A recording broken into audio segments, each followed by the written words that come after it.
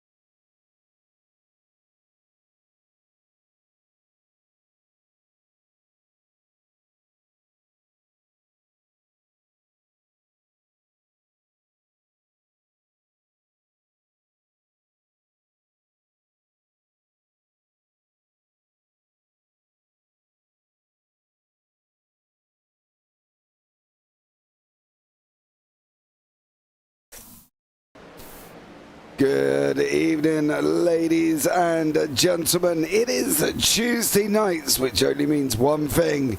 It's time for the BSC for round 11 at Dover for the Down on the Apron at Dover 150. I'm James Parfitt. I'm going to be joined in the booth by one Mr. Kenton Sportak once more, who's going to come and join me this evening. Dover. Well, we've been here before, and I believe we set a record of cautions. Welcome in Billy Cooper there as well. Armour Brusso, why no 15 plus yellows? I really hope not, otherwise me and Kenton are just going to stop talking. We're just going to go for a break, get a cup of tea, get some food, get some water, because if we have that many, I'm going to be starving by that point. So let's hope we don't get that far. Let's bring Kenton into the booth. Good evening, dear Kenton, sir. How are you? I'm doing well. Weather's turned here. It's not last week where I just got a huge dump of snow that day. So, no, it's like 15 degrees and sunny out. It's been pretty solid. So, very excited for that. Dover. I say that very, very reluctantly. We got 150 laps, stage break at 60 and 3 tyre sets, right? Now, first off, what do we think on the tyre situation? Do we think we're going to need all 3? There's a pretty good chance, and it's going to be kind of a being smart about it, though, at the same time. Again, in reality, you're going to want to for sure try and get to the stage break before you swap tires the first time. Mm-hmm. I do not see wanting to do it anytime earlier, but the biggest thing is going to be because really, so you have 4 tires, really, the ones you start with, and then obviously 3 extra. So if you can get to your stage break, which is about, 60 laps? Yeah. You've made it not quite halfway, obviously, but you're closer. So you can at least run with that. If you can go 60-60 and then sort of play it by ear, if there's a later-ish caution, not too late, because you don't want to give up too much in terms of positioning just to get new tires on, but it could be a good idea to try and push them a little longer earlier in the stints. That way you're able to kind of make them work and kind of utilize it in your own favor later on in the stints. Okay. On a realistic scale, me and you have been here before. Okay, we were here last season, I think it was, and we set a record. Right, I can't, for the life of me, I cannot remember the exact amount. It was an extraordinarily high amount of cautions. I think it was at 18, 19? I was going to say, I think it was 17 or 17 to 19. Yeah, somewhere in there. It wasn't good. It was ridiculous, right? Let's be real. We have got the drivers here. Some were here last season. Some have not been here this season or last season. What do we think is going to happen? Now, I drove Dover earlier. Mind you, I only lasted 6 laps due to somebody hitting the wall, coming down into the middle of the track and puncturing me straight into the wall, pit lane wall. Now, when I was doing this, so I'm going to jump on board with Dan Michael. Now, there's a wicked bump on that inside. But if you take too shallow, you're going to bounce the car and you're going to be out of control, right? That happened to me in practice. I was like, oh, must avoid that. One of the other things that really got me is there's a wicked drop on this side. So going into turns, coming into 1, they've got to be careful. Going into 3, they've got to be careful. And coming out of the exit. Now, one of the things that was one of the major issues was people spinning up. Right, they're coming out of the banking, they're coming off the banking, and their back end's just going round. They're doing wonderful little pirouettes and circles. Do we think they would have learned from this layout before? Because I learned in the race that I cannot take that instant low line. I've got to give it about a 5-foot gap to get over the bump where down my shell is, and then I've got to drop in. Is that something that they should know? 100%. And I know these guys do quite a bit of practice on these tracks, and they've driven. I mean, like you said, most of them have been here before. I say that as we just watched McLaughlin bump the wall, but you know, other than that, but yeah, that's one of the things that is very, very important to driving Dover, is knowing that, yeah, on entry to both corners, you have kind of a little bit of a lump, especially lower down. So it's kind of a later entry on both of these. On both 3 and 1, just because of that. And if you go in too aggressively with too much speed, it can definitely unsettle the car very drastically and send you straight up. It can cause you to spin. And much like we talked about with Bristol, if you spin, you go down. You don't go flying to the top of the circuit. You don't, stuff like that. Typically, you will spin and do this right down to the bottom. Largely just because what ends up happening is your back end ends up spinning out, and that when you unless you're trying to oversteer drastically, you're more likely to spin directly down than you are to go all the way to the higher side there. So we might have instances kind of like in Richmond and Bristol, where you spin down, you hit a wall on the straightaways, and no yellow will get thrown, as long as you're not hit by another car. But then on a corner coming out, you might swing back up and somewhat like trying to adjust for it, clip a car, and can cause a caution that way. So it'll be very interesting how it all ends up playing out. But yeah, it can be a very different circuit to drive for a lot of people if you didn't practice, but most of these guys will have. Well, let's hope so as well. Mr. Spainow Senior. Hey, James and Kenton, the Spainow gang is here and rooting for Brad. Where's TJ tonight? He better have a darn good excuse not to turn up, I can tell you that much. And he didn't even tell me. I feel rejected. It's almost like I've been stood up on a date. How rude by Mr. TJ Spainow there as well. But good evening, Mr. Terry, sir. You need your glasses, yes, and also a beer. Well, why not? I'm not drinking, to be honest, but there we go. You carry on, dear sir. One of the things I think, for me, it just seems that there's a lot of people within a racing environment that want to get to the front as quickly as possible. Now, we've just had qualifying. We didn't really cover much of it because it's one of them circuits where qualifying is not going to really mean a lot. In fact, most oval circuits, qualifying is not going to mean a lot. And I'm not saying that in a spiteful way. I'm saying that in a realistic way because, as we know with last season's Caution Fest here, Kenton, qualifying doesn't really mean a lot. I mean, unless it's going to be another Caution Fest where over half the race is under caution, then it can mean a lot because you're just at the front and don't have to race. But yeah, if you're going green with any laps, really, qualifying is going to mean very minimal because you can get taken out lap 1, have massive issue that way, and be perfectly fine and battle your way back, or you can fight for the front, get taken out, need a ton of repairs multiple times, trying to push your way through on something way too early that's not actually there and cause problems that way. So as long as they're smart about it, you can definitely make up a ton of time very quickly without really risking the car. You just have to pick your spots properly and not try and dive in and force things to happen when they aren't going to happen. Yeah, well, here is the grid here for Dover. 150 laps. Dan Michel at the front with Brandon McLaughlin in second, Clinton Holtman in third, Jason Taylor fourth, Andrew Williams in fifth, Hunter Carlson sixth, Alex Witt seventh, Andrew Jamal in eighth, Matthew Norberg in ninth with Terry Murphy in 10th, Joshua Kuhn will be in 11th, and Nick Stockner will round out row 6 in 12th. On to row 7, Andrew Burrell, Devon Collicott will share that one, Noah Jakowitz and Cody Kern will share row 8. Seth Pegg and Hunter Cole will share row 9 with Josh Keefe and Tom Coombe. Rounding out the first 10 rows. Then we've got Armand Brousseau, Bradley Young on 11, and Anthony Radel and Trenton Kimmel on 12. And then on along from that, that is the final row of the evening.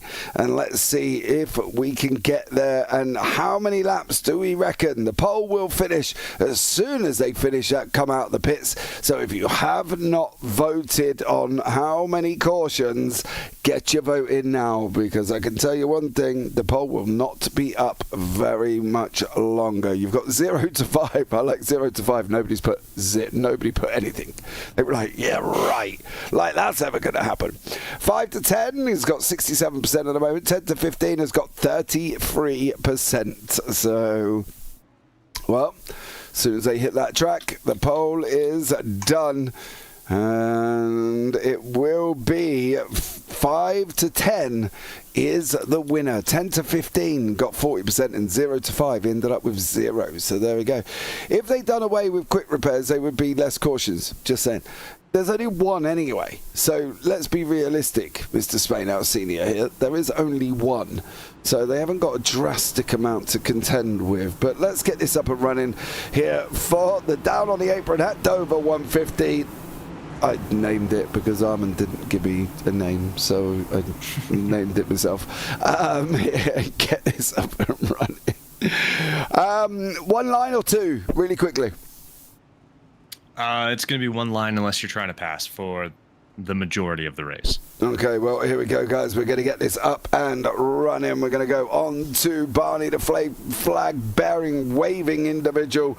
And now Dover is green, green, green. Oh, somebody's in the wall already. That's Brandon McLaughlin. Up in the wall. He spotted up coming off the line. And unfortunately, he is down in the wall. And now is all the way towards the back end. 18th, in fact, to be blatantly honest, with Brad Young behind him there as well. Clint Holtman is out in front with Dan Michel, literally side by side. Running 2 lanes, Kenton here. Earlier on with Dan Michel and Clint Holtman battling for the lead. Yeah, I mean, like I said, if you're going to be trying to pass, and it looked like Halterman got a little bit of a better jump than Dan Michel did. So unfortunately for Dan Michel, he's going to have to kind of deal with that. It is a tough track to try and pass on. It's unlike some of the longer tracks, with this one being a 1 mile track, corners are pretty tight. Getting a good entry is going to be your most way of passing. Your most likely way of passing is getting a good entry into it. A little bit of dive bombing-ish, but you need a good exit off of turn 2 and 4, and then prepare your corner kind of thing to get underneath and try and go around that way. It's very hard to kind of go around on the outside, as we see Alex Witt there make contact with the wall, which is something that's gonna happen a lot in this race. A lot of these cars are gonna have a very much less paint on the right quarter panels than they had when they started. But yeah, trying to get a pass in going on the outside is going to be very, very difficult unless there's an issue on the inside lane. So it's going to be, you have to get a very good exit, carry a ton of speed, and be able to kind of dive in underneath without obviously diving from too far back, because you don't want to be that guy. Yeah, you definitely don't, as I found out earlier on with my 40-minute quick repairs. I say quick repairs, they weren't quick because I didn't even end up finishing the race in the end, to be blatantly honest with you, as it was 40 minutes of repairs. I believe we've got Matthew Norberg in alongside us. There is Mr. Norberg, who makes his way up into 5th place, takes that position away from Hunter Carlson, and does a great job in the meantime. So Norberg moves his way up there, and we've got Dan Michel out in front, Clint Holtman, Alex Witt, Andrew Williams, Matthew Norberg, and Hunter Carlson. Further back in the field, we've still got action going on. Armand Brusso is fighting away with Anthony Radel. Tom Kuhn and Andrew Burrell are on the track having a good old little scrap with Brad Young just behind Mr. Armand Brusso at the moment. Burrell and Keith side by side. Burrell in the 1-2-1 purple holding that outside line. Surely you've got to be able to go in a little bit there, Mr. Tom Kuhn, and unfortunately he did not. The outside line at the moment seems to be a little bit better for some than it is the inside line. Yeah, and that's going to be a tire saving strategy as well, as you can hold a little more speed if you'd like to, so you can actually kind of carry more through there. But the biggest thing is because you're not turning as sharply, you're not going to be dragging that outside front or the front right tire. And if you're not dragging that tire, they last a little longer.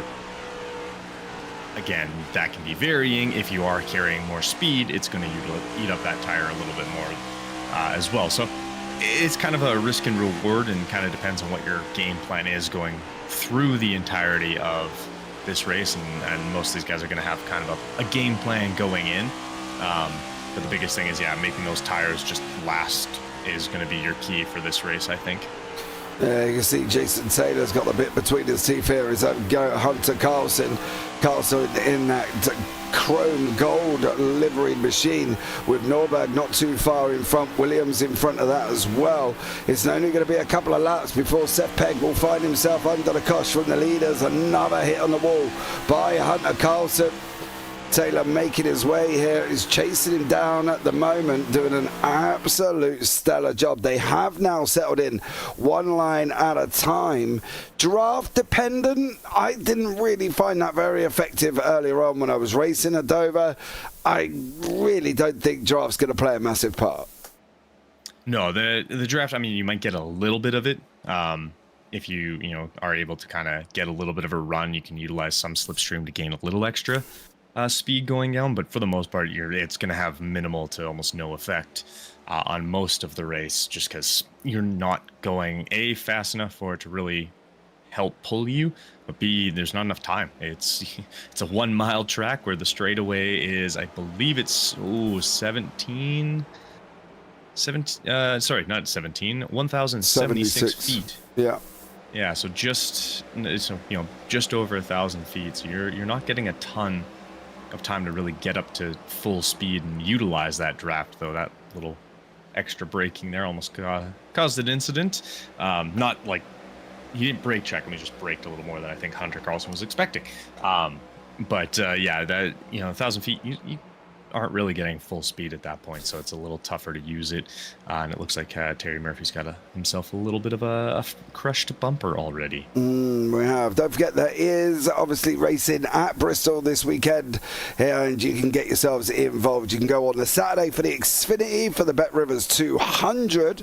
That takes place on the Saturday. Tickets, best seat tickets, about $52. So not horrendous, to be fair. I would happily go and watch that.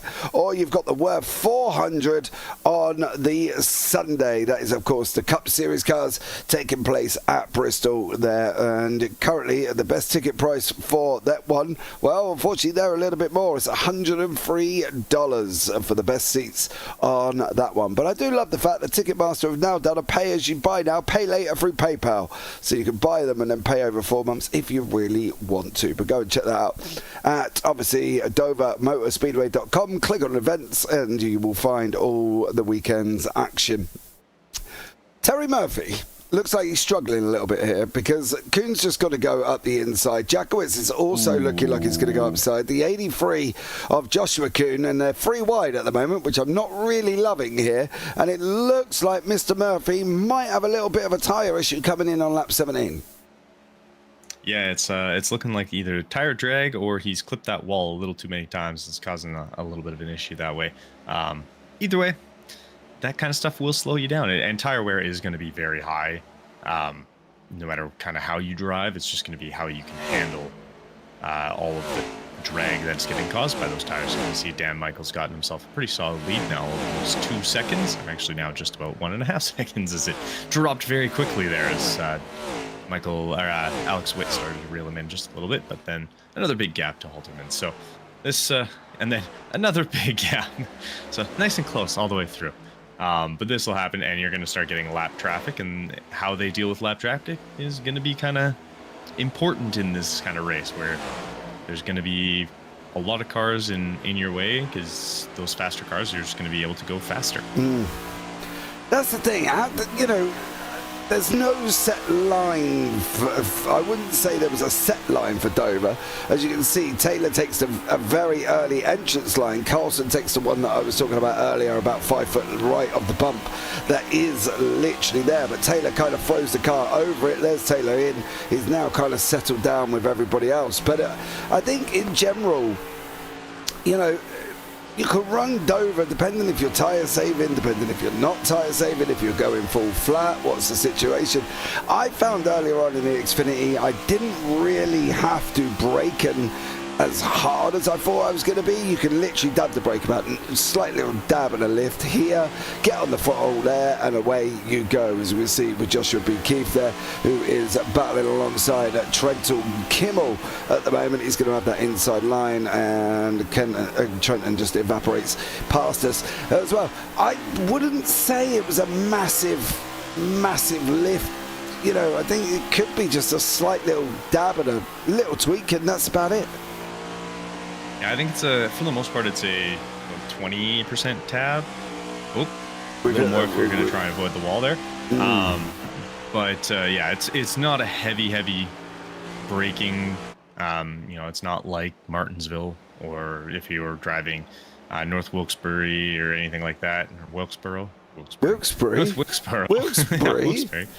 No idea where that is. But yeah, if you're trying to go around those tracks, you're definitely going to have to brake a lot harder. Here, not nearly as much. It is a lift, maybe a tap of the brake, but you will have to lift for sure. And then it's depending how your tires are, depending how your car is set up, how quickly you can get back on the throttle. And obviously you don't want to do it too quick, because that's how you're going to unsettle the rear, spin the car around and cause issues that way. But if you are comfortable with the car, you know how your tires are feeling, you can really feel that grip, you're able to kind of get on the throttle a little bit earlier. You can start to create passes on the straightaway, because you can just get more speed coming out of the corners. And I think that's a large reason of why Dan Michel and Alex Witt are so far ahead. They know how to kind of carry the car in, and at the same time utilize every part of it to be able to get faster on the throttle coming out, and really kind of carry that speed along. I think that's the thing that they've got to try and achieve, right? And for me, I found sometimes going out a little bit higher and dropping in a little bit later, I was almost able to kind of slingshot my way past the people, or near, you know, obviously got near the people at the front. But I always find that Kenton needs another beer. Go to Wilkes-Barre. Yeah, I know. Tell me about it. Yeah. But I always found sometimes you can go in a little bit higher and kind of almost use it as a slingshot, or utilize what banking is there and come off it like an absolute rocket. And I think it's just how you've got to discover what's going to be the best line for you at the moment. Jason Taylor is on our inside. He is literally there. And as clear as again, you can see from that camera angle there, his rear right badly grazed up. Like, you know, you can see he's already left some of it on the wall here at Dover. So, you know, it's not going to be the first car, and I'm sure it's not going to be the last. And we've got a lot of action going on down here as well. Joshua Kuhn, Nick Stockner, Cody Kernan, and Hunter Carlson. Carlson looks like another one that's struggling on that outside line. You've got to go up if you're going to try and tyre save there, sir. Up a little bit more. Otherwise, you're just going to still do the same amount of damage. And he does look like he's struggling a little bit here, Kenton. And we're only on lap 29. Yeah, tire wear can be very difficult, and it's very tricky to kind of contain the, I guess, excitement, and, you know, get on the throttle. Let's go. Especially when, you know, we're just coming from Talladega, where it was go. No. You don't do anything but pin the throttle as much as you can. So it can kind of throw people off. And yeah, like you said, there are a multitude of sort of lines, and there's the late entry where you go in high, stick low, come swinging out. And then we saw with Nordberg, he was doing kind of the triangle approach. You go in early, you get a little bit wider, and then you can really hammer down the accelerator early as well and kind of get going by using the banking to kind of help curl you around. And that's, I mean, you just watch that with Joshua Kuhn. You'll see he comes in really early, goes out really wide, and then he's going to turn it really sharp and get right back on the throttle if he didn't have a car right in front of him and had somewhere to go. But that's, that's another way you can do it. You can stay really high the entire way to really save those tires, like this one. So there's a whole bunch of different ways you can kind of attack these corners, and it just depends on how your car is at that point. Like, hey, my tires are really dying, I need to, back off a little bit. Well, then you take that little bit of a higher line and sort of let that momentum carry you, opposed to trying to force it through.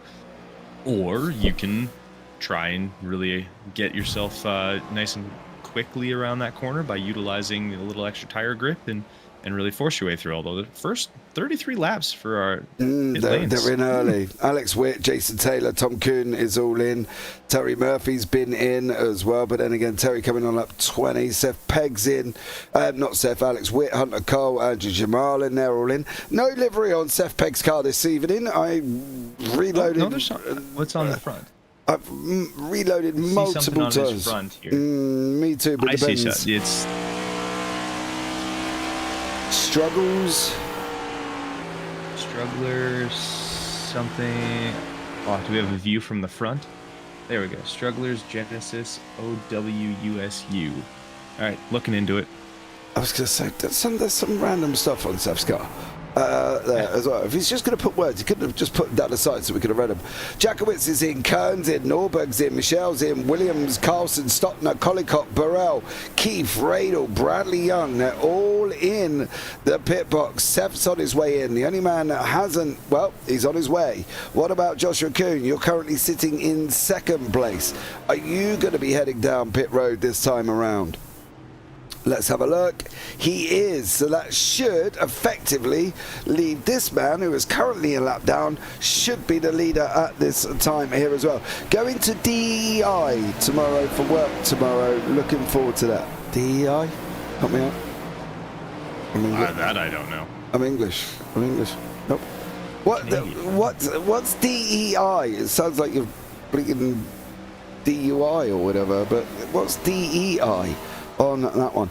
So far, 36 laps in, Alex Witt is going to come out of the pit lane cycle, and he will come out in front of Dan Michel. Dan there in first place. Where's Clint Holterman? He's riding around the apron. Alex Witt's already going to clear him. There we go. Clint is now in second. Now he's in third. Andrew Williams. Everybody else. Williams just not quite getting there. Williams sitting in at fourth. I can give you a quick rundown of the situation in the standings. Dylan Kritz is out in front on 281 with Andrew Williams in second on 266.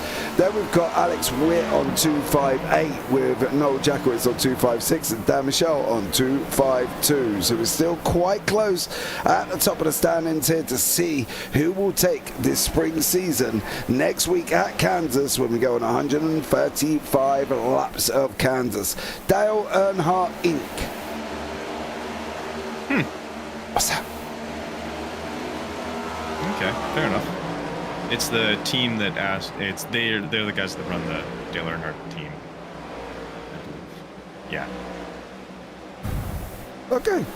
Well, there we go. Yeah. Thank you very much for that one. As we're looking at Joshua P. Keefe and Andrew Burrell fighting out here with Armand Brousseau's in his own little ta-ta-ta situation currently at the moment, as he's got quite a few cars around him. Young Armand Brousseau, Brandon McLaughlin, Andrew Jamalin. He's just got up the inside of Brandon McLaughlin. Is he going to try the same over Jamalin and not making it through this time? He's going to go up the inside, the early apex. He's going to try and hug the apex as possible, as much as he can.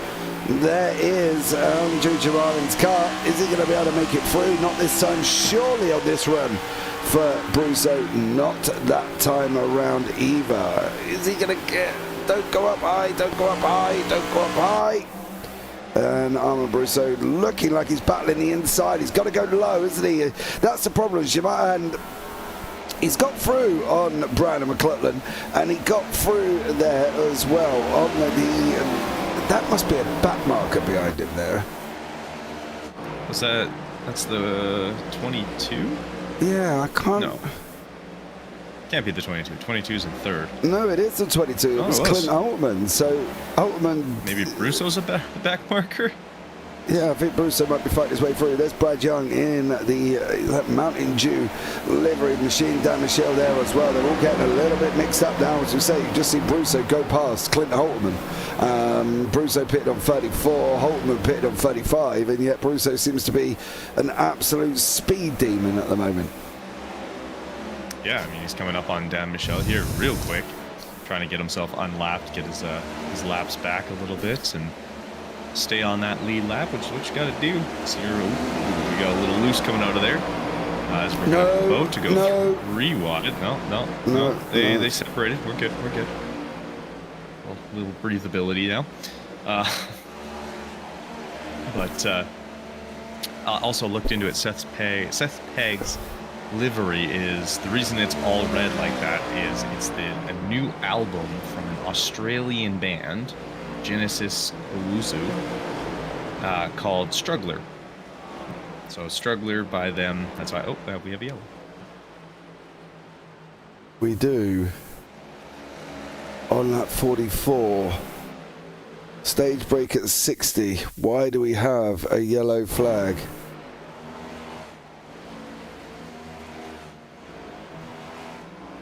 Why do we have a yellow flag? I have no idea.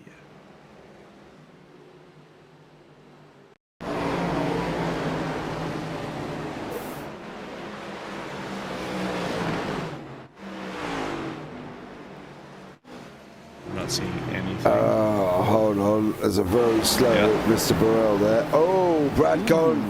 Oh, really? Brad got loose and Burrell just went to try and avoid it, but at that speed, they're a little too aggressive on the turnage, and lost the rear end. It looks like Brad just clipped the wall. No, he just was loose coming out.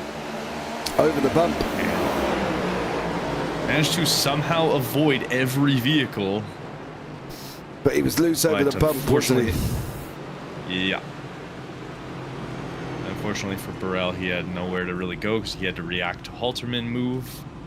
And had to cut it a little harder, and that's what led him into a wall. I'd like to point out, though, right, there was no contact with anyone. That's more impressive, actually, the fact that Brad Young managed to go up, down least twice and still avoid everybody. Like, he went in between there. He even locked up the brakes trying to stop so he didn't clip into the back of, I think that's Kimmel. Yeah, somehow doesn't hit anyone there, goes up, somehow avoids that, doesn't even hit the wall, slides back down, gets the brakes, a little bump with the inside wall, but in all reality, got away with a lot more than it should have. Yes, he definitely did on that one as well. What are you going to do at Dale Earnhardt Incorporated? I'm guessing that is. You know, I've heard that there's a couple of commentators that would be ideal for NASCAR. Just saying, you know, if they need any assistance as well, I'm sure we can help. Not entirely sure we needed a caution on that one, though. I get Armor Brusso's situation, but I think, single car spins that aren't really on the racing line, a little bit. I don't think that's needed. I think it's all kind of... I don't know, because I know his conversation was the fact that it's, if it makes contact with a second car, that's usually when the flag comes out, but that didn't, neither vehicle made contact with another car. I think it's just more of a reactionary kind of thing. Yeah, I don't think even Burrell actually... He just slid up and hit the wall. Yeah, I don't know. I think both cars were assistedly out of the way. Burrell did not get into anybody. Brad Young did not get into anybody. I think they could have let that one play out personally, but I'm sure Mr. Armor Brusso has got his reasons there, and his Boston machine with Cody Kern and his familiar Craigslist further up. Alex Witt now leading the field with Dan Michelle. He's got to be a little bit gutted. He did all the work in the pit stops, and now he's got everybody closed back up on him. Yeah, rather unfortunate. Cautions always like to negate all that kind of stuff. We saw it in F1 on the weekend in China, as Max had like had a massive lead, and it all got taken away. I mean, he still won by 14 something seconds, so in the end it meant nothing, but it did close it up very quickly. I don't know. Can we talk about the NASCAR over the weekend? Because I actually watched that. I didn't watch the... And I did not, so I'm sure you could. You know what I mean? I did not watch that at all. I still haven't even gone back and watched the F1, to be fair, this weekend. I was too busy watching the NASCAR Cup Series as well, with Tyler Reddick doing a great job there as well. However, I will say that it was a win, and it was a fortunate win, but he was a little bit fortunate on that one, I can tell you that much. But after contact with Michael McDowell, he didn't have contact. Michael McDowell was at the front, and he blocked. Can't remember who he blocked, actually, going up into the wall, and then he blocked him coming low, and as he come low to block him, he went across his nose, and unfortunately it did not go well, and we are going to be up and running. It is green. It is once again Dover running, and we didn't even get off the line, I'm going to presume. No sirree, we did not. Come on boys, you've just gone 42 laps, and now we've only just gone 3. I mean, half a lap. We didn't even do that. Under green. We had the caution. Yeah, no, didn't even hit the lap. So we actually haven't even started. No. How did we end up here? So that's Nick Stockner. Oh, Jackowitz just lost Radel. it. Had to check up and caused Stockner to immediately try and react to it. Yeah, watch Radar on the inside. That's one of the things as well. Radar in the 21. So they start running. Jackowitz gets loose. Yeah. There, and Radel comes straight up as well. I'm assuming he got a little loose coming out of there, but yeah. All in all, not what you want to see. No, not at all. So why are we running at an absolute snail's pace? I believe that... Because they're waiting for the car. Yeah. The safety car. Waiting for the pace car. Where is the pace car? Where is the pace car? I saw it in pit lane. Oh, there he is. He's just picked up the front of... There we go. Alex Witt's just picked up. I think it was because the caution came out before everyone had crossed the checkered flag or the start-finish line, so they all have to wait for the pace car. Yeah. So they all had to check up. So there we go. I'm working on the copier. Kelly, oh, okay. So you're a printer repairman. Is that what they call him? Copier repairman. Yes. Yeah, pretty much. So there you go. Well, fair play to you, sir. Just drop my name in if they ask for any recommendations or anything like that. You know what I mean? That'd be amazing.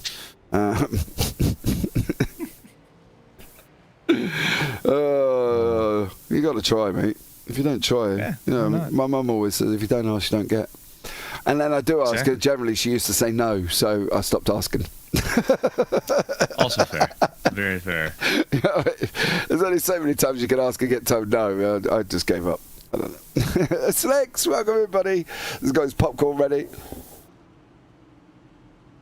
As he always does. Who doesn't love some popcorn? Oh, absolutely amazing. Do you know what? Do you know, the worst thing is I could actually sit and eat a bowl of cereal now. I am feeling a little bit peckish. So that could be my bedtime snack before I go. So there you go. There we go. Yes. I was very upset this weekend, actually. Yeah, I wasn't overly happy because I logged on and I was like, oh my god, they're at Dega. Oh my god, the trucks are going to be at Dega. No, the trucks were not at Dega. I was not a happy bunny. The trucks went from Texas and they're going to Kansas. So I was not best impressed with the fact that the trucks were not at Dega. And I was really looking forward to seeing the trucks at Dega, but they weren't there. But they're not even going to Dover either. So iRacing, you made a bit of a boo-boo sticking trucks at Dover because they're not actually going there this season. The trucks, they're going from Texas on the 12th of April all the way to May the 4th, where they go to Kansas. So, yeah, no Dega, no Dover. Not best impressed on that one. I mean, if you want to run Dega, I think this week Draft Masters is there with the 87s. No. Do you know the problem is I've got Dover for me seems to be quite a good track. I've worked it out quite quickly. So when I'm down in the 22.5s in an Xfinity, you know, and I can get that going, then I might as well run that, to be fair. So I don't want to go and get smashed up at Dega on the Draft Masters because it would just be absolutely horrendous. So there we go. I'll stick to my Dover tomorrow probably when I get a little bit more time, and hopefully be able to complete a race rather than getting smashed into. So that would be nice. I mean, ideally, right? Nothing better than obviously, you know, running 6 laps, getting smashed into by somebody who puts you in the wall and then gives you 40 odd minutes of repairs. At that point, I gave up. No offence. Wasn't going to go. That's fair. Yeah, I know. That's what I figured. I won't tell you about my last 2 races, the loss of IR, because at the end of the day I think I've lost 100 in about 2 races. But there we go. Let's get the start going up and going once more as we're on lap 52. Can we make it past the start line? It is green once more here at Dover. We have all made it through the start line. That is absolutely amazing. Andrew Williams was nestling in there in 4th place with Dan Michel. Oh, he's going to that's Taylor. Oh man, I thought Michelle was going to put Taylor around. Yeah, it looked like he was almost going to grip that rear quarter panel and spin him into a wall, but it didn't quite do it, which is good. We don't want to see that, although Taylor looking like he's going to take a huge jump and take over here. Yeah, Taylor's flying at the moment in that car. I wouldn't put it past him to really take the win. I'm just fearful that by running out as quickly as he has done, he's going to end up losing some tyres quite early on and might struggle early on in that one. I would like to say the Draft Masters is at Dega. You are right, and for me it has to be the Thunderbird because that's the only one I've got. So there we go. That's fair.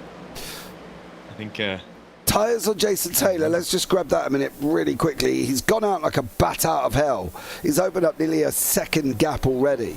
A little bit worrying. Ooh, you know what? No, because guess what happens in 5 laps? A stage. So he's just trying to get a stage break or stage win. Why not? Go for the extra points. Yeah, I would. To be fair. Because you're going to get to back off the tires right away anyways. Well, let's hopeful that we do obviously make that end here. This is going to be Taylor, Witt, Michelle, Williams, Holterman, Jakowitz, Josh Kuhn and Andrew Jamalin running side by side. Brusso's even in the top 10. Stockner's just scraping in that 10. But at the moment, Jason Taylor out in front. And yeah, he's doing a great job as we're coming with about 3 laps to go stage. Yeah, I mean, did himself a smart thing, I guess. Like, get the 10 points. I'd do it. But would he have changed tyres on lap 31? Well, looking at his pit stop time, I don't think he would have. So he might be on some older tires here. But yeah, I don't think he would have. That looks like a splash and dash. Although maybe he did 2 tires, because everyone else is about 7 seconds. You know, the odd one in 15. So yeah, he might have taken fresh tires. That might be a large reason of why. And Witt doesn't look like Witt or Dan Michel or Andrew Williams did. So it's entirely possible. Yeah, he just snagged some new tires and was able to throw those on. So he figured why not go for the stage break and win. And Well, get him some extra points. that is stage. It is Jason Taylor, Alex Witt, Dan Michelle, Andrew Williams, Andrew Jamal, and Clinton Holtman, Noel Jackowitz, Joshua Kuhn, Arma Brusso there, and Hunter Cole, who looks like he just grabbed that final position once more. I'm just going to try and see if I can find that. There was clearly an overtake there as well. Now let's see if Jason Taylor is in the... He is in the Discord. Is he going to go into the pits first off? The Jedi. Where have I heard that before? I need to do some investigating. I've heard that name before. The Jedi?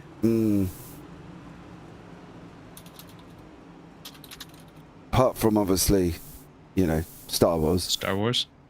Jason Taylor, where have I heard that? I'm sure he's in a different server. Let's see how long these tyres last. I don't think he can. He can push like that on old tyres. No, but I think, as we said, we think if he has changed tyres, once I've translated your message there, Slicks, I think that he went in and got his tyres changed and then went and pushed the tyres to the limit early on and has now made the jump. I'm going to have a chat with him now as he is into the booth. We are joined by the stage winner, Mr. Jason Taylor. Jason, welcome in, buddy. How are you? I'm in bad shape. Why? How many tyres you got left? Well, I got 2 sets. So I didn't take tires there. I just put some fuel in it. I'm gonna take my medicine early and see if I don't get lucky with a mid-run caution here. How are your tyres still from 38 when you pitted last time? Yes, sir. Okay, you might be all right. And 94, 95, not too bad. No, not My too. last are burden. Yeah, not too dramatic. But the stage win, 10 points for you before we've even gone anywhere. Yeah, still got the lead. You know, You, I'm gonna get to eating alive on this restart. This is so bad. Jason, you'll be okay. You'll be okay. Is this your first race this season? No.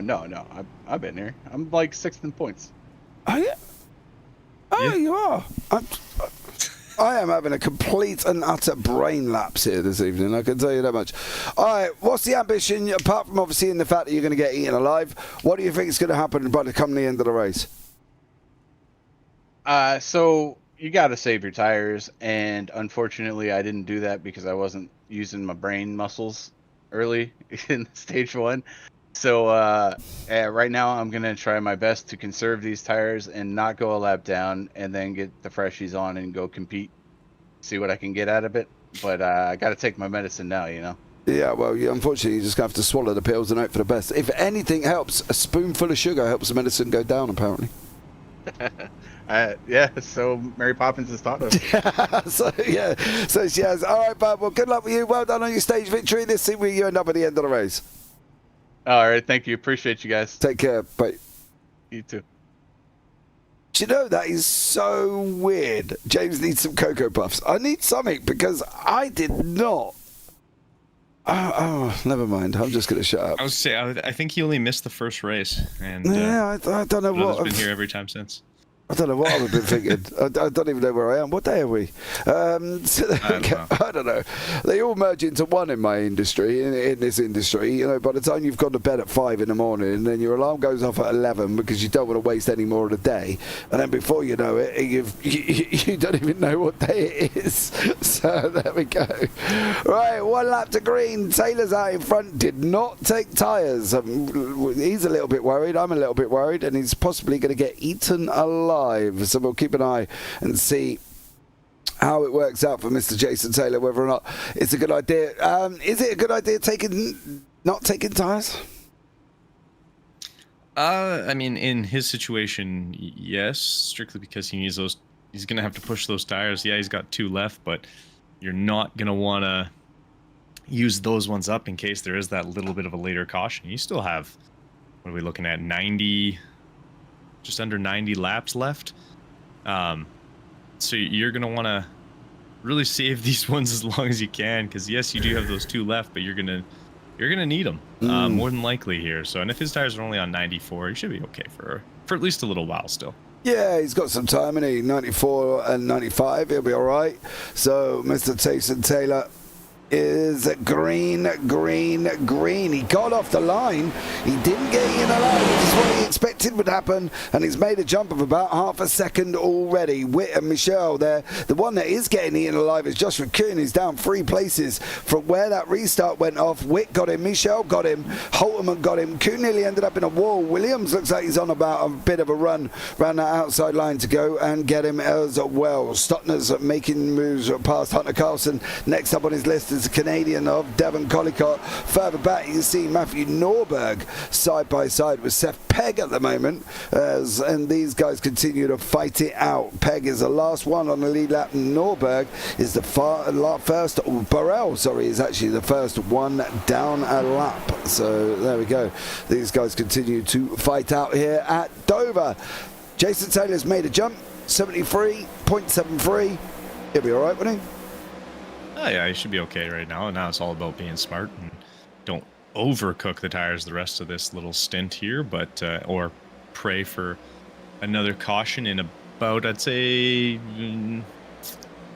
by lap 85 to 90 is kind of what he's going to be hoping for, because it'll be the perfect time for him to get new tires. Everyone else will be kind of that questioning it, like, is it worth getting new tires at this point? They're only 20 lap old, and he could have a solid tire advantage going into kind of the final bit, especially if there's a last late caution, or if everyone has to go in, because it looked like we got about, what was it, 30 something laps before we had green flag cautions, 38 green I flag think. pit stops. So yeah, 30 somewhere around there we had green flag pit stops. So if you're able to do it, I'd say that'd be a good time, as long as you're able to get in and get out and everything clean. But it's kind of one of those things where in these sort of tracks, doing a offset if you have to green flag stop isn't the worst thing, where you do right side, left side. But I guess we'll see how it plays out. Yeah, we will. Stottner still racing here in 11th place. He's got Brusso in front of him, and up front we got Dan Michel and Alex Witt running literally side by side there. At one point, I think, if I'm not mistaken, Clint Holtman is around the outside. There's Alex Witt, Dan Michel on the inside. It is going to be Holtman through. He is going to get that job done, I think, because he's left space. Dan's not giving it up though. Just about. Oh, he's squeezed Holtman as close to the wall as he can possibly get. Holtman does make it through there, Kenton, but boy, oh boy, that was a breathing moment. Yeah, that was a little tight, I guess we'll go with. But it's a fantastic job leaving the space. This is why we're looking good so far. In specifically colored banner things. That's all I'm saying. I'm not giving names. Avoid it as best we can. But yeah, it's give it the space and live to fight another day, and that's all this is about. You don't need to bowl through right off the bat. You've got time. We're on lap 73. There's 150 total. You've got time. You've got plenty of time. Terry, cereal. Yeah, that's what we call breakfast. Cereal. Don't you call it cereal in the US then? What's it actually called? Yeah, cereal. As I know. Yeah. Anthony Radel trying to make a move on the inside of Devon Collicott. Collicott comes down and doesn't give him that room.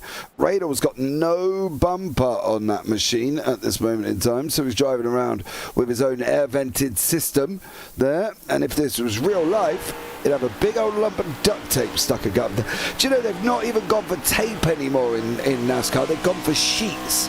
It is like a duct tape sheet that they pull the bumper into and wrap it up that way, because it saves them pulling strips off. So they've now gone for, I think it's like 2 foot by 2 foot sheets of duct tape that they've managed to go and get there. So they don't even do that anymore. It's now just sheets of duct tape. Didn't know that, did you? That's interesting. I didn't know that they had gone to sheets. Yeah. I know all about their duct tape. It's funny, the biggest difference really between NASCAR and Formula One is, you get a little bit of damage on a Formula One car and it's like, oh, well, it's done. And then, NASCAR, it's like, oh, I'm missing my front fender, bust out the Sawzall and some duct tape. It's like, all right. It's a man's world. Taylor's just lost the lead at the front there. He's now behind Alex Witt. I think he's losing a little bit of time here. And this is how Witt got through. Taylor's a bit tight on his exit, I've got to be honest. Didn't allow and take that as much room as I thought he was going to do, and that allowed Alex Witt to go through. Dan Michel holding on rapidly. Clint Holterman in front of him.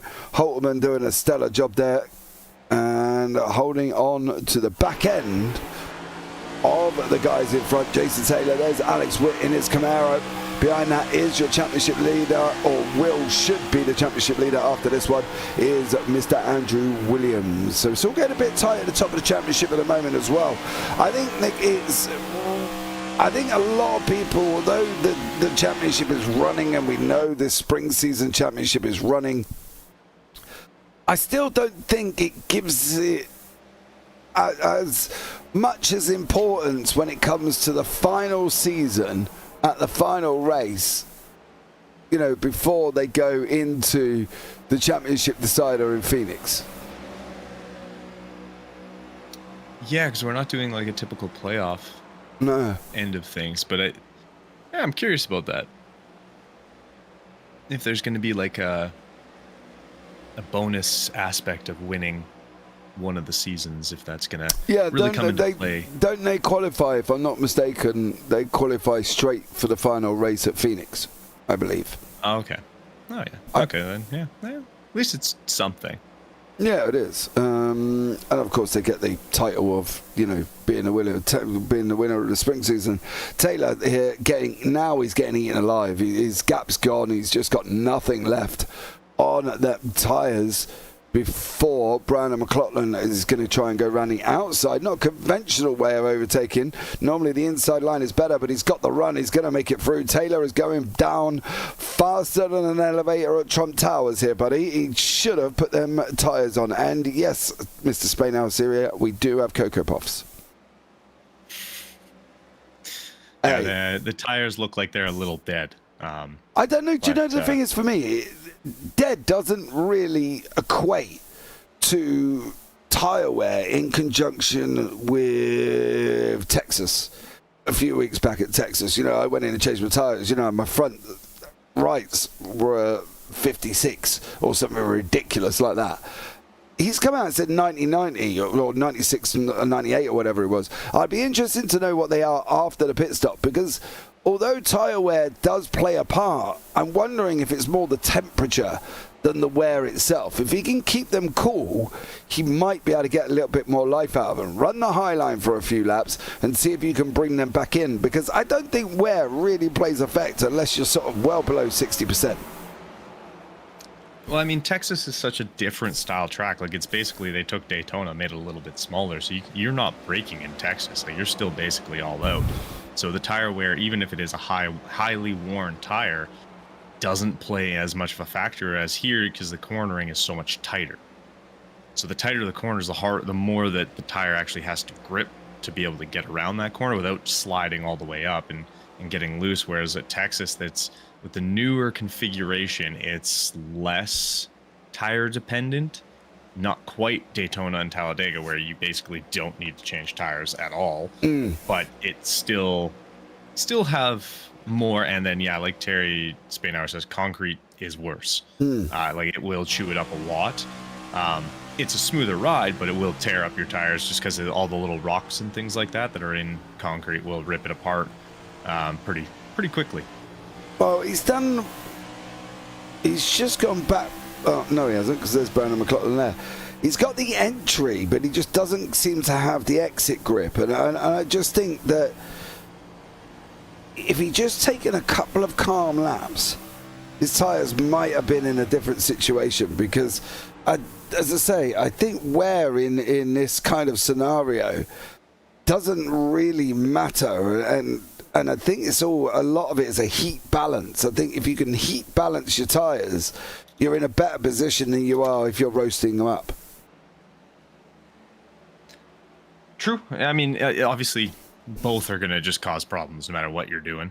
But yeah, it sort of just kind of depends on how he's driving it as well. But yeah, I mean, he could definitely get some more wear out life out of the tire just by staying a little longer.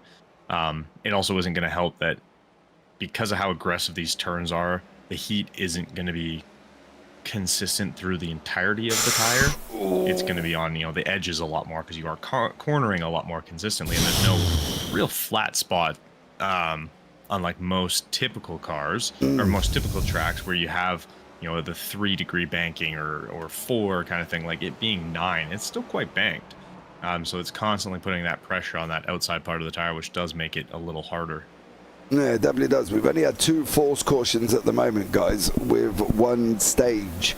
So I'm not going to incorporate the stage into the caution list of the poll. I'm going to look at the fact that at the moment we only have 2 force cautions, stopping us into the pits, gets that car slowed down to the 35-mile-an-hour limit on the pit road. He's in again, and we're on lap 91. Is he going to start the flurry of pit stops here? Will the Orange Racing boys get together and start coming in again? I think this is one of the things, that the aspects I would love to see. Absolutely love to see out the BSC or Triple Bypass or whoever we're broadcasting on with NASCAR. The car manufacturers in real life, regardless of team, always work together.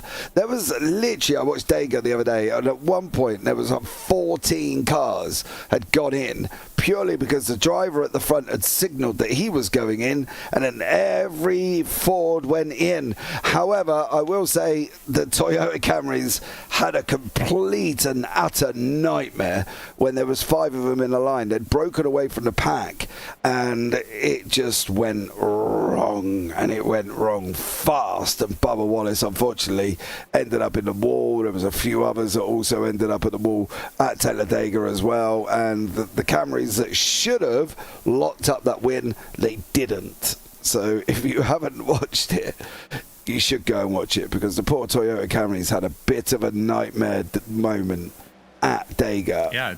Danny Hamlin was combined in that. Yeah, I saw Bubba Wallace at the 43 car. Yeah. I watched the highlights quickly here. And yeah, I saw that. That was that's usually not how you want to do that. No, it looks like a little bit of bumping in the corner, got a little squirrely, and John ended Nemechek things very quickly. Yeah, Nemechek started the bumping off. He ended up in Wallace. Wallace ended up in a wall. Danny Hamlin thought he made it through. They slid down, took him, and unfortunately that was it on that one. However, the interesting thing about Dega was the fact that it rained the day before, so Danny Hamlin coming into the pits and literally spun the car on pit entry, partly due to the fact that the rain took the turn there. Hit the bump over the This is Spain now. Don't, come on. Williams is in, Carlson's in, Brusso's in, Radle's in. For me... You see those skid marks there at this pit entry? Yeah, well, somebody clearly had a moment going in, didn't they? I was gonna say, someone did not make pit entry very cleanly. I don't know who it was, but there are, there's some skid marks going into the wall there. Not the best. That's not how you want to do that. No, definitely not. But there we go. Somebody's made it in quite happily as well. They say he hit the bump, which, to be fair, he did. But he was also very, very close, and there was no reason for it. And it almost looked like John Nemechek just did not back out. He literally didn't even lift off to try to avoid it. He just plowed straight in, and unfortunately the Camrys got it all wrong on that one. So, yeah, big oops for them, should we say. But that at the moment has released Brandon McLaughlin, last pit on lap 61, out in front at the moment. Alex Witt again should be come out the leader of this. Taylor went in on 93, so 5 laps ago. He should also come through and give himself a nice little jump up through. Possibly the on-track lead, or the overall lead, should be Taylor, but it depends if anybody else gets out in front of him. Yeah, exactly. Yeah. Nemechek was far too close. The Camrys had gaps. It was ridiculous how much gap they had, and Nemechek was just... Yeah, didn't lift, hit the bump, bang, that was it. He was far too close for his own good. Oh, no, that one. Which just got taken by Taylor. Taylor pitted at 5 laps earlier than most of these guys as we're coming into the near enough into the last 50 now. Whit settled back in. It should be Kuhn and McLaughlin going back down the order. They have. That's released Hunter Cole, but he's still to go in as well. He pitted last on 61, so he's going to be due in, and the overall race lead will go to Jason Taylor as he's being chased down by Alex Witt, who is on 4 lap old fresher tyres. 4 lap newer tires is what you were meaning? 5 lap older newer tires. No, I said 4 lap old fresher tyres. That's right, isn't it? 5 lap old fresher tires? 4 lap old. It still sounds weird. I don't like it. 4 lap fresh. Oh, I don't know. He's got his tyres are younger than the other one. 5 lap newer tires? Whatever. I don't. Okay. Whatever. I was thrown off by that sentence so hard. I don't know why, but it tripped me so bad. I was like, what? But yes, I mean, Jason Taylor is having himself a fantastic race.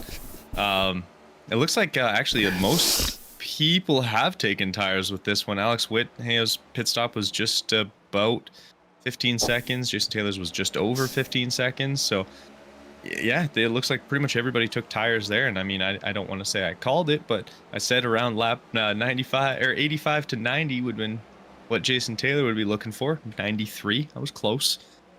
Yeah, getting those fresh tires on, and now everyone, like I said, if we have a caution in, I'd say lap 15, by lap 15, yeah, 15 to 18, somewhere in there, that's going to be a mad dash in for tires and everything to kind of go to the end. But at the same time, I mean, it's depends on how much fuel you're able to save now, because you want to try and get as close to the finish as you can, but you don't want to oversave where you're losing everything you gain with that as well. So it's kind of it'll be interesting how this ends up playing out. Yeah, Stottner and Williams side by side for the Orange Wheel Racing here. I always get nervous when teammates play so close together. You know what I mean? I think I would have preferred to have seen a bit of a gap.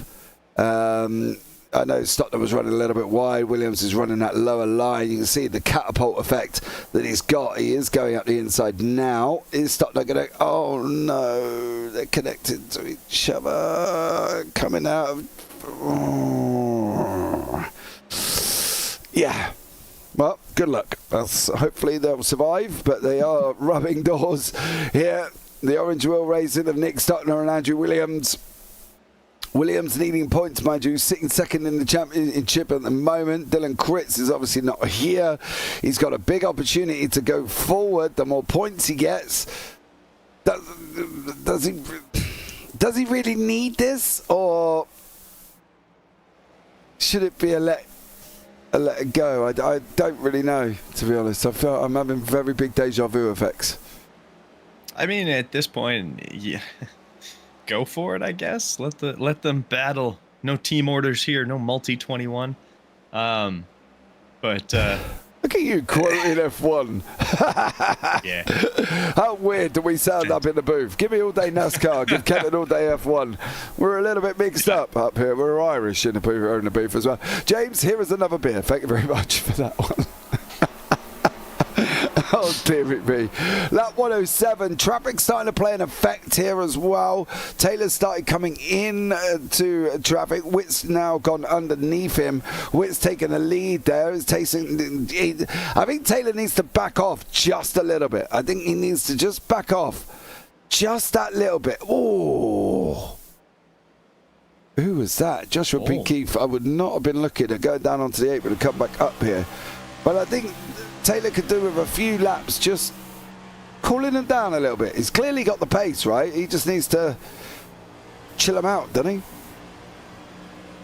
I mean, yeah, no, he looks like he's roasting them. He's kind of doing that now by sort of letting Alex Witt take a little bit of a lead, let him kind of do his thing. He's staying a little further back, but still within striking distance. And I mean, we've seen both 30-ish laps for fuel, so there's more than likely, if we stay 13. if we stay green, they're gonna have to More than like, okay, 38. They're probably going to have one more pit stop here where everyone's going to get tires, all of that. So he just has to stay in touch and be smart about it and let Alex Witt apparently scrape the wall a little and keep going. Yeah, I think round about 123, if Taylor is really struggling, Dan Michel's closing in on him, by the way, as well. Down here, moving up from Los Angeles, the man there.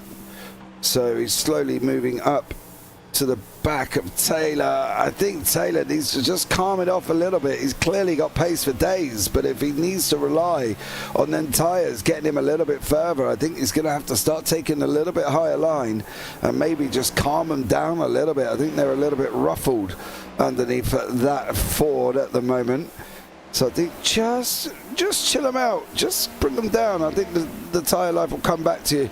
But I've got a funny feeling Dan Michel is not going to be long here, Kenton, before he makes this move. Slicks, thank you very much for the beers, buddy. Looks like Dan's getting ready to kind of look to start making a move here. And again, Jason Taylor just needs to stay smart. You know, let it. If he wants to cut underneath and push the tires a little extra to get ahead of him, then allow him to and just kind of do your thing. So far, it looks like he is kind of doing that, and Dan's kind of sitting just behind him. But we'll see how it all ends up playing out. Because, like I said, we're still more than likely going to have another pit stop cycle here, and that at that point, that's when you're really going to want to start more so, not necessarily forcing moves, but taking more advantage of the situation. Would you, though, if you're Taylor, would you hang on until Witt and Michel go in and cover him off? It kind of depends. If you're, honestly, I think it kind of depends on where he is in terms of as they're coming up on traffic. If he's about to hit like a bunch of traffic and they're going in, I'd wait. Or actually, if he's about to hit a bunch of traffic, I'd go in. If you guys aren't about to hit a bunch of traffic, I'd stay out a couple extra laps, because then you reduce the risk of getting slowed down by that traffic, and you can kind of utilize an overcut because they're more than likely going to come out into some form of traffic, and you might be able to take advantage of that. Yeah, McLaughlin's just run around the outside. I believe that was not Clint Altman. I think that was a back marker in there as well. The 52 is making gains. That's Trenton Kimmel. He is lap down here. Yeah, he is, what is he at the moment? He's 3 laps down, Trenton Kimmel, but he seems to have a little bit of life in whatever with his tyres underneath him, where Stockner and McLaughlin should make that move on the inside as they go into one. Gets the job done. Stockner struggling on his tyres, going back a little bit. Yeah, that's him pushing with Williams there might have caused a little bit of that, as he was trying to kind of stick with him, and I don't think his tires are quite there. Although I do believe, did he actually come in a little earlier? Yeah, he came out on lap 90, so his tires are going to be a touch older than everybody else's around him as well. So he's going to be trying to push these as long as he can, but it looks like people with a little bit of fresher tires are not waiting for him anymore. No, they're not, unfortunately. Tom Kuhn is just unlapping himself. Nick Stockner in the 124 machine. We've got Hunter Carlson, who's not far away from Brown and McLaughlin. We're on 119 at the moment, and Clint Holterman is now up to the back of Stockner as well. So we're going to start having the pit stop cycle, I think, within about the next 5 laps. And Mr. Spadale Senior, I've got to be honest, yes, I did. Did you ever watch Talladega? I did. On the following night, funny enough, I did watch Talladega Nights. Me and the wife sat there and watched it. She turned around and went, I have never seen something quite bizarre as what I'm watching right now, but it's also quite amusing and funny and good to watch. So if my wife likes it, you're on to a winner. But yes, I did go and watch it after. There was some bizarre moments, I've got to be honest. The dining table freaked me out with the kids around the table. That was a little bit bizarre on that one. But yes, I did watch Talladega Nights. I finally got there, and it was good. I enjoyed it. It's one of the very few Will Ferrell movies I can actually watch. Yeah, it made me laugh. His wife just creased me up.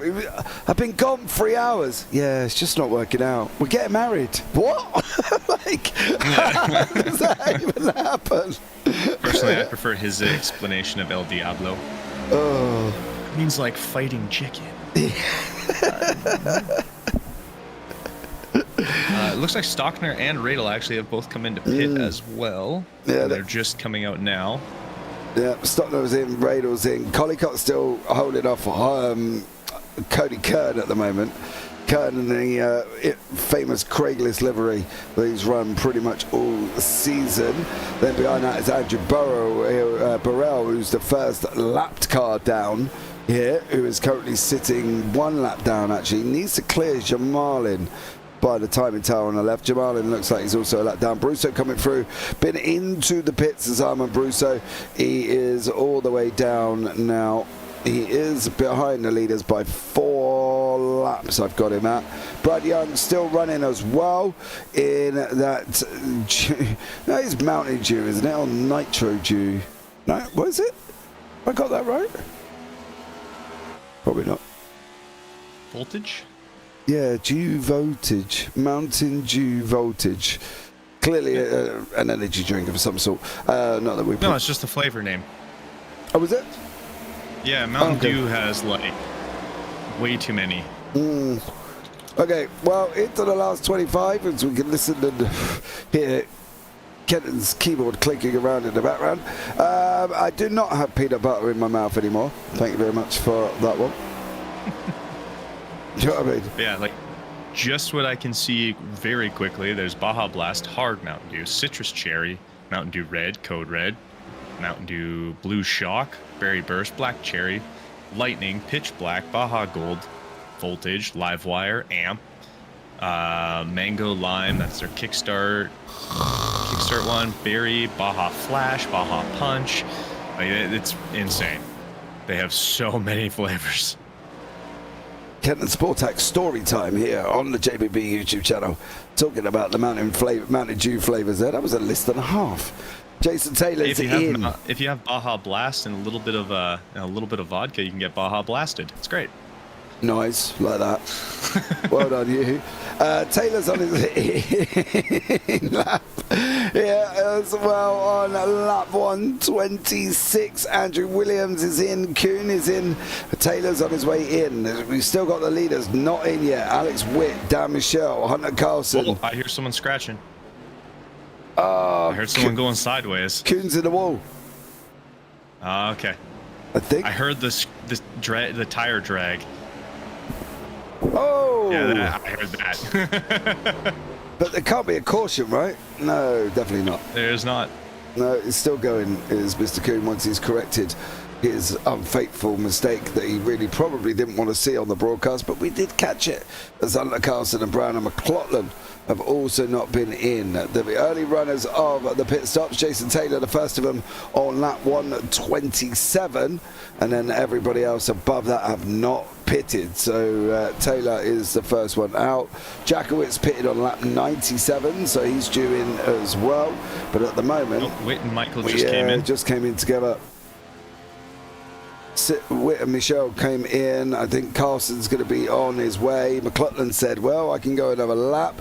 What about Holterman? He's off for another lap as well. What about Jackowitz? Well, he's on the outside. He ain't going in unless he does something really fancy about now, as he's going to carry on. That's going to still should be on the road.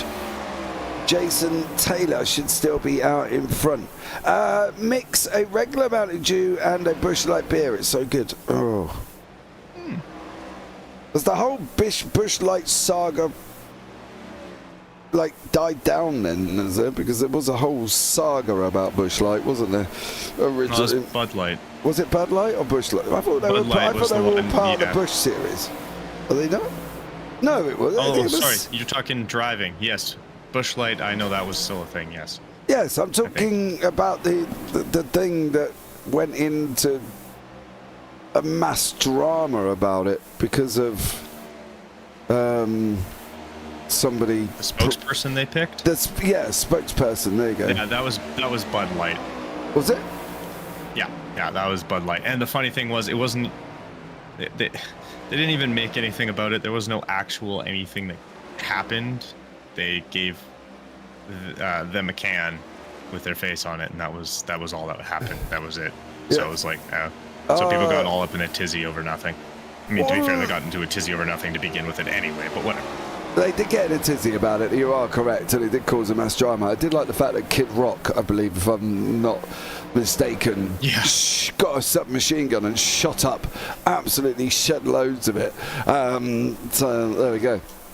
I'm hoping that drama is now rescinded. However, we are on the next drama, and there's quite a few of it's going on in the world orientation at this moment in time. Brian McClellan in the pits should release Jason Taylor to the lead with 17 to go here. Kenton, your keyboard is not blinking loud. I know. I know. It's the mechanical keyboard. Oh, get a normal one like the rest of us. You know, soft touch. Get one of them. Yeah. Especially when he goes on his little fact-finding mission. You can hear it in the background. Taylor, we're breaking away here. Kenton, 16 to go. What do we think? Who's going to come out on top?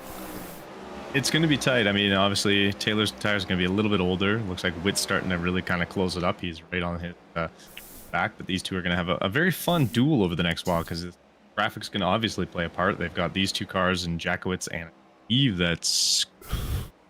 Yeah, Kuda Kolikot. Yeah. They're going to have to get by these two, and then they've got another group right ahead of them.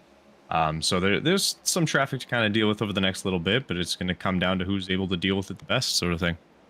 Do we think the Breakfast Club may play a part in this, or do we think Jackowitz is going to separate quite quickly? I don't think they're going to throw too much that way. You know what I mean, right?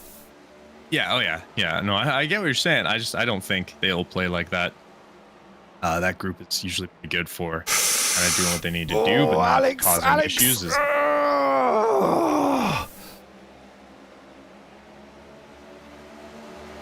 Not really what you want to see. So it wasn't even the Breakfast Club. So it's totally different, causing an issue there. Kenton Kimmel looks like his tyres are done. He's gone off now. Taylor's looks like he's got a run coming out of 2. Is he going to be looking at the inside of 3? He's not going to be able to get that. I think Witt's just got a little bit of a pace on him here. Taylor's got to try something new. Is he got to try and slingshot him past here? I think Taylor's got to try something. That bottom line, I don't know. He's got to slingshot him, and he's just not quite getting the run out of corners. Yeah, he's got a little work to do. I think it might be a case of he's just kind of backed off. There still is 12 laps. Like, as long as he's close, which he is, well, you really need to be right at this point. Obviously, Alex Witt isn't the easiest person to outdrive. He is very, very, very fast. So it will be interesting, but they're gonna have a duel right to the end. It looks like. I think Taylor's getting a little squirrely coming out of 2 there. Yeah, let's see what goes on. It is going to be a Witt-Taylor fight for the last 11. Gap's 10. Well, you can see it's not very far apart, to be blatantly honest. There'll be no point in me giving you the reading because it changes consistently. But Taylor now sitting on almost a back bumper of Alex Witt. Is he going to be able to close it? Is he going to be able to finish it off? Can he round it out? He's done so well for the last, 140 laps here, Kenton. Do we think he can finish it off going into the last part? And the biggest thing will be staying out of the wall coming out of the exits of 2 and 4, but they both look like they have, that right side is looking a little beat up. Yeah, I think both men have been there. You can see Taylor's got it on the right front. That's not a normal situation. I would have thought the right rear is, yeah, you can see on that Bucky's car is a little bit beat up once again. We got Carlson going on the inside of Stockner as we speak. We got Hunter Cole is here, and he has got Jackowitz in front of him there, and Joshua Keith behind, but again he's moving high for the back markers. Taylor's lost a little bit of time there. Well, funny enough, they're up. Whoa! I think that was a little bit of an overreact out of Jason Taylor as he was trying to just stay away. I don't think he just kind of moved it. Oh no, I thought I heard some tire scraping, but no, we're good. I think he kind of expected him to move down and kind of swerve that quickly. And I think so a little jerk reaction, but was able to keep it. continue going. Yeah, avoidance is the best policy, right? I think that's the safe thing to look at. We've got Radar in the mix with Stockner. And Radar's going to try that high line. I wouldn't necessarily use that as an overtake, but unless he's got the overrun. Now look at the inside. You're going to have to speed all day. Oh, he didn't. He's pulled out. He's going to go around the outside again of turn 2. Is he going to come off there like a slingshot? Now get it back to the inside. He didn't really make the most of that. I thought for Radar he could have gone and really put the power down a little bit earlier and slingshotted his way past Stockner on the inside there coming out of 2. The leaders are proper mixed up in back markers at the moment. There is Jason Taylor. He's got back markers in front of him as well. And I believe one of them is Devon Collicott. And then we've got Craigless Machine Cody Kern. So Taylor trying to make his way through. But all the while he's trying to make his way through, down Alex Witt has opened up a second. Yeah, I was going to say, Alex Witt, I think he slid through there pretty quickly. Nice and smooth, all that kind of stuff. And I think that's just caused... Fortunately for Jason Taylor, he kind of got stuck. That's allowed Dan Michelle to kind of catch back up here. He is right on. They are not making this easy. I've got to be honest. Even I would be upset about this right about now because they're not making it easy for Taylor. And for me, I know blue flags don't apply in NASCAR, so please don't come at me. But you could have made that a little bit more straightforward rather than the young man having to work up his tyres, right? Because let's face it, the two in front at the moment are Collicott and Kern. Yes, they're battling each other, but you've had the leaders come through. You've now separated a battle. You've given 1.4 seconds up the road. You've given the other one, who's now just lost second place, to Dan Michelle in front. Go a little bit higher. That, for me, would have been an ideal scenario. This, for me, would be driving me crazy about now. But it looks like the win is going to be taken by Alex Witt. And I'm proud to say none of you are right on the poll because nobody put 1 to 5. Checkered flag is out at Dover. Alex Witt is going to come over and be your winner. What's going to happen with Jason Taylor? I would be angry. I've got to be honest with that situation. Yeah, I would be a little frustrated for sure, but I mean, not much you can really do at this point, I guess, unfortunately for him. But sounds like someone's sideways. Couple cars sideways. Yeah, I think there was crash on the back straight. Clinton Holterman, Stockner then gave him a little bit of a help. And then a few others got involved. I would be a little bit frustrated. Yeah, that'll be interesting on how that's looked at, because obviously they no really legs when it NASCAR. You don't make it difficult. There would have been might have been easier ways for them to have. Yeah, I've got to be honest, I would be a little bit egregious about that situation. Proud for being that many laps down and getting seat time. There's nothing more important than seat time. Alex Witt does come out in front. Dan Michelle in second with Jason Taylor in third. Andrew Williams fourth. Hunter Carlson in fifth. And Brandon McLaughlin and Clinton Holterman ran out 6 and 7. Nick Stockner in eighth with Anthony Radel in ninth. Cody Kern rounded out the top 10. Then you've got Devon Collicott, Joshua Kuhn, Andrew Jamal and Noel Jackowitz, Andrew Burrell, Hunter Cole, Joshua B. Keefe and Armand Brusso rounding out the top 18. Tom Kuhn, Bradley Young, Trenton Kimmel, Seth Pegg, Matthew Norberg and Terry Murphy. Pegg and Murphy and Norberg did not complete the race. Kimmel Young was still running 5 laps down, so fair play to them. We're going to have a chat now with your winners. I'm going to go 3 to 1 and I'm going to start off with Mr. Jason Taylor here. Jace, welcome in, buddy. How are you? Well, hold on a second. Cough button. Turned out pretty well. I was able to manage those tires part of that run. Maintained about P6, I believe, and then got into the pits. Came out in first. Held on to that for a little while and finishing P3. So pretty successful.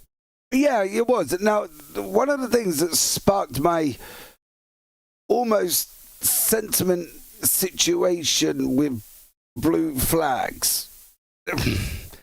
I'm trying to put it. I'm trying to put it in a nice term. I didn't like the way that the back markers in front of you played their part, and they kind of played their part because Witt got through, and then there was just physically no room for you, and they weren't exactly making it easy.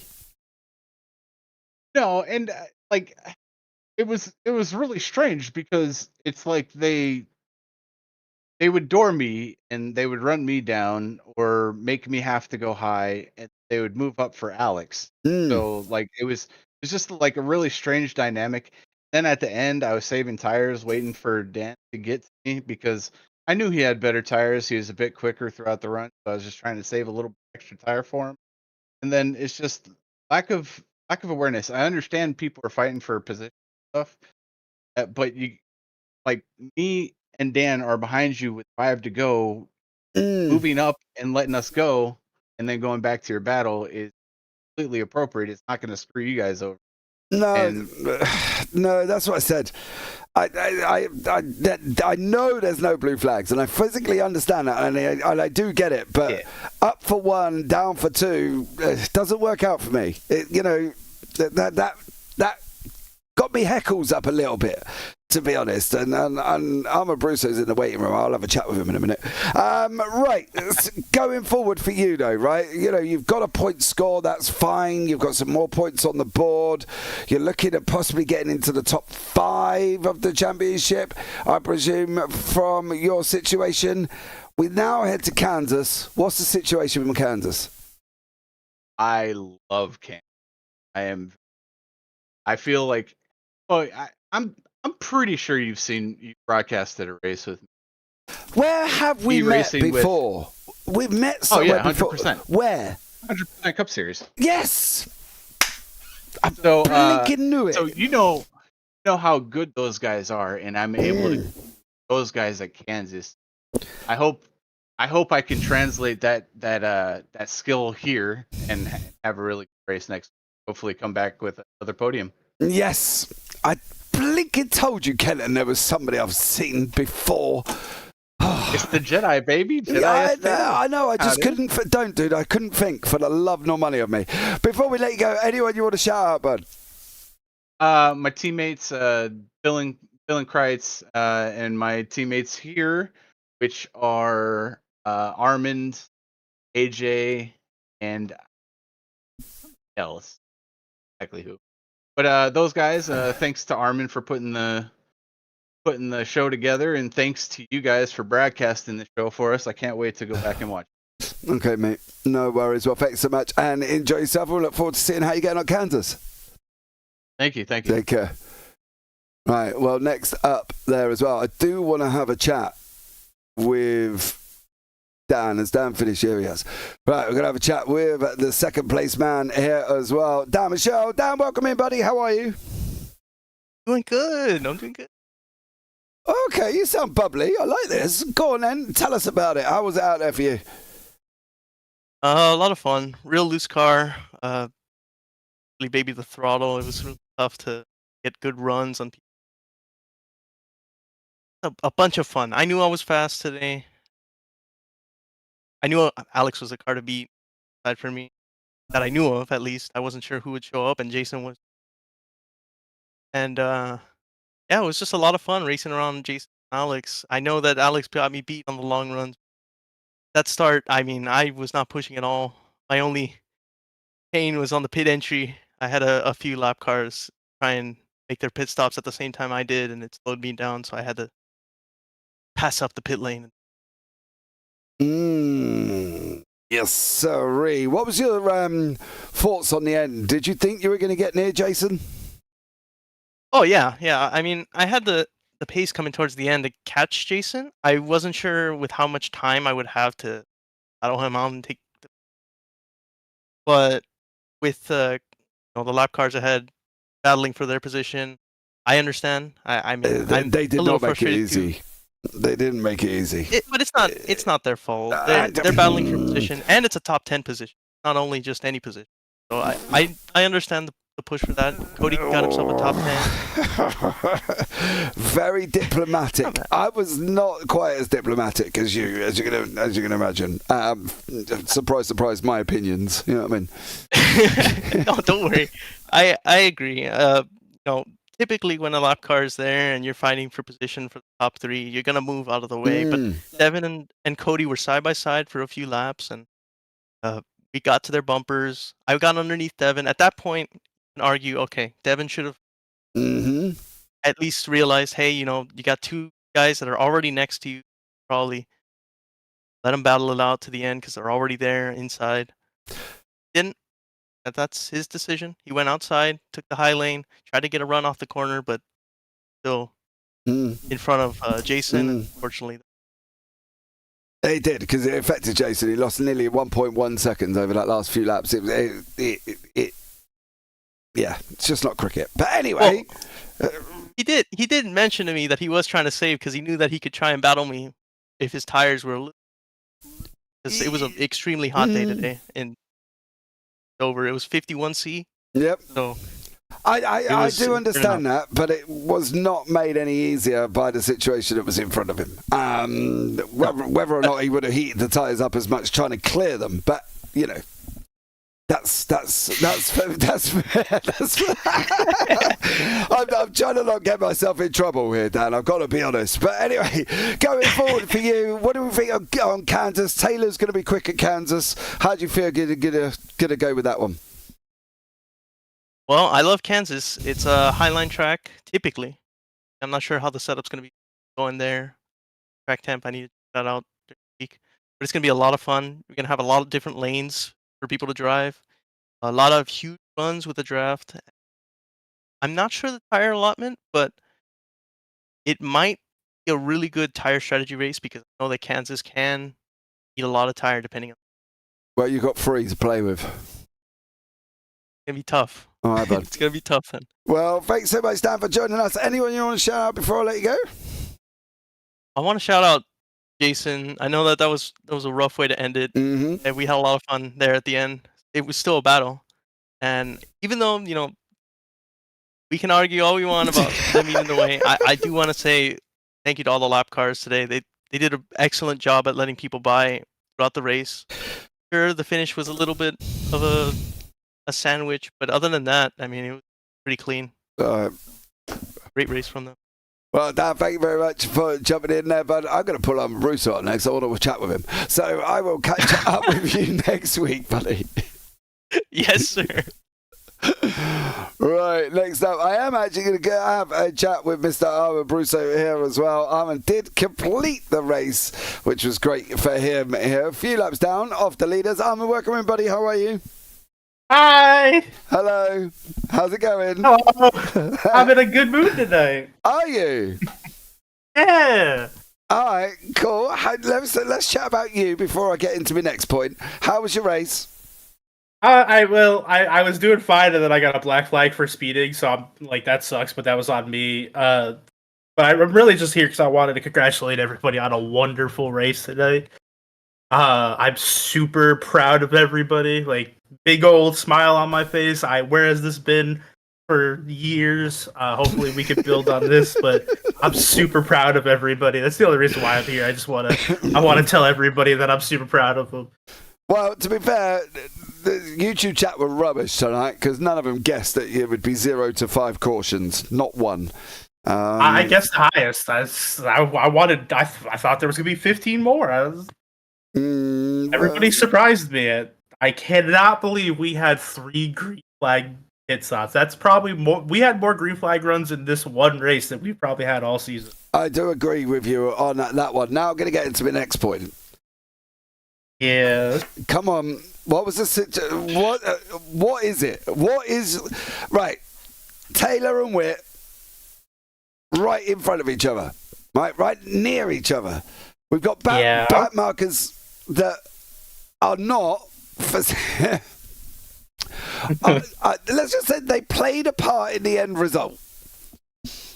Yeah, I could hear you guys talking about it while the race was going on, so I know about it. I have to still go watch it. It's tough.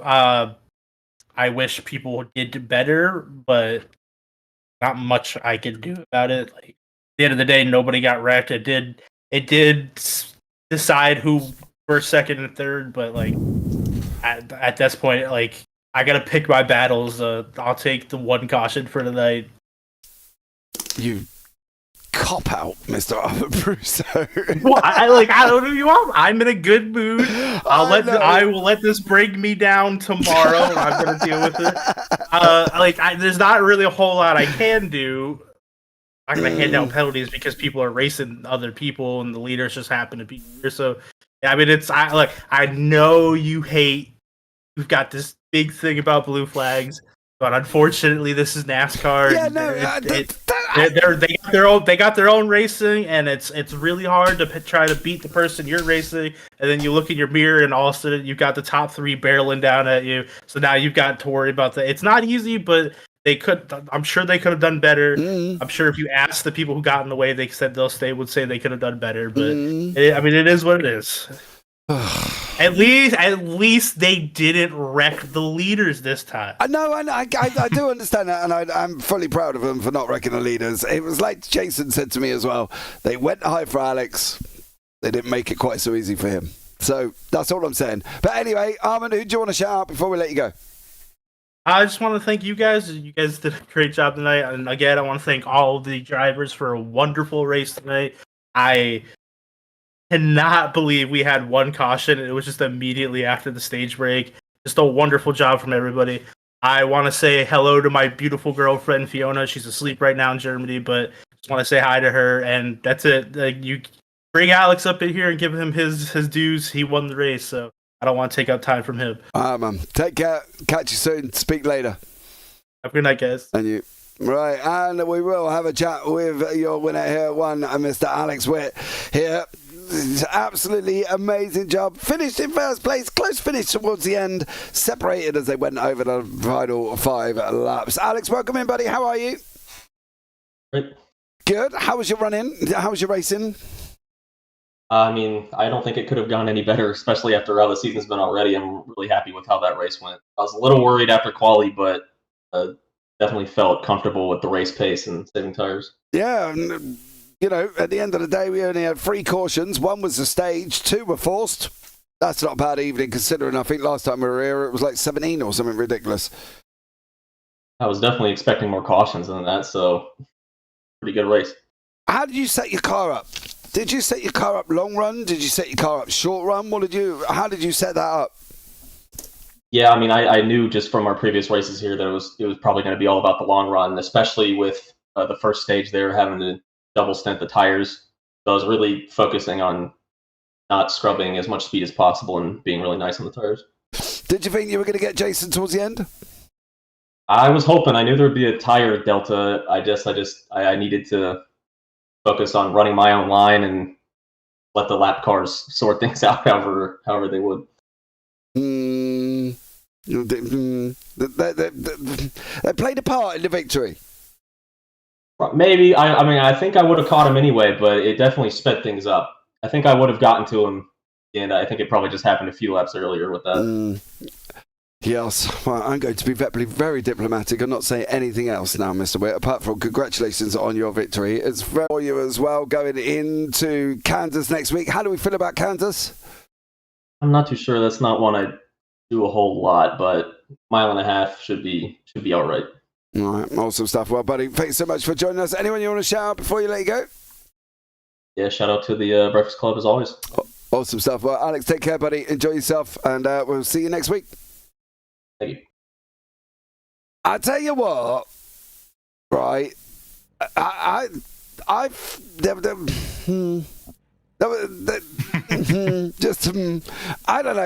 I think Jason's right. I got to be honest. I think he was right.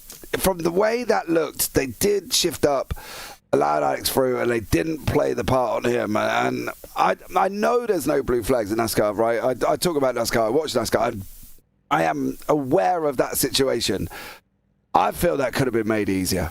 Kenton, I've got to be honest. That influenced the win, influenced his second place. Come on, Arman was happy because of the cautions, and I understand that, and I think that's great that we've only got to the end with 2 forced cautions, 1 stage caution. Amazing, right? Because me and you thought we were going to have to order Uber Eats and get food on the way through.